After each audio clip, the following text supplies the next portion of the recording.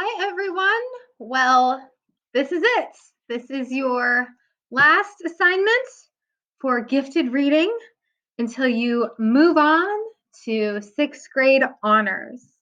Um, try not to get emotional. So let's just be serious. Okay, serious.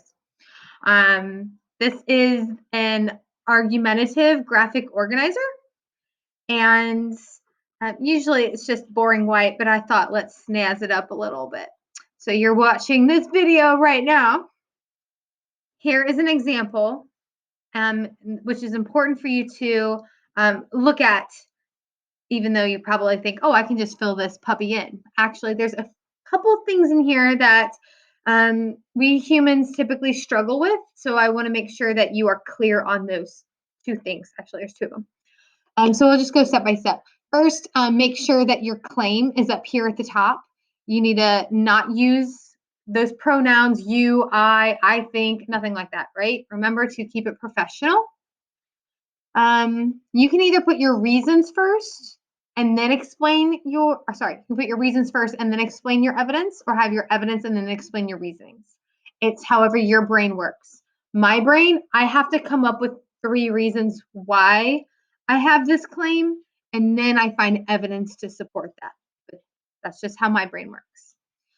So my sample claim is video games have a negative effect on children. My first reason is video games cause children to have less empathy. My evidence for that has to be directly related to kids having less empathy. Can't be about anything else. It has to be about that. So I found this quote that says, one study after playing Grand Theft Auto, a large sample of teenagers reported lower levels of sympathy and compassion when shown pictures of violence victims. So that is a clear piece of evidence that backs up my reason. My second reason is playing video games is bad for your health.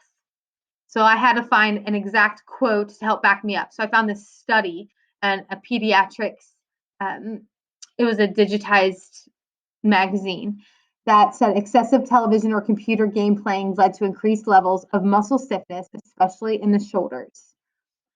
Finally, my third reason is playing video games can lead to bad grades. So I found this quote from Mental Health Nursing about how it related to lower school competence. So this is the first thing that people often don't do correctly.